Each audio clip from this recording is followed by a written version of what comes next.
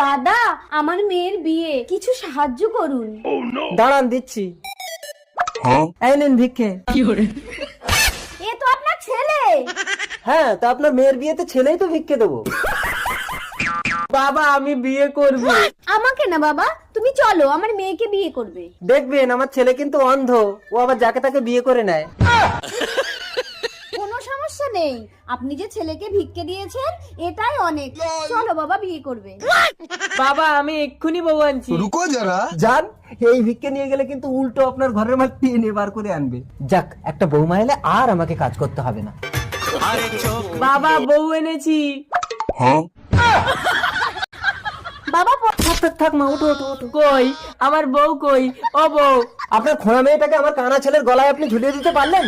আপনি কানা ছেলে ভিক্ষা দিয়েছেন, তাই আপনাকে খোড়া মেয়ে দান করলাম।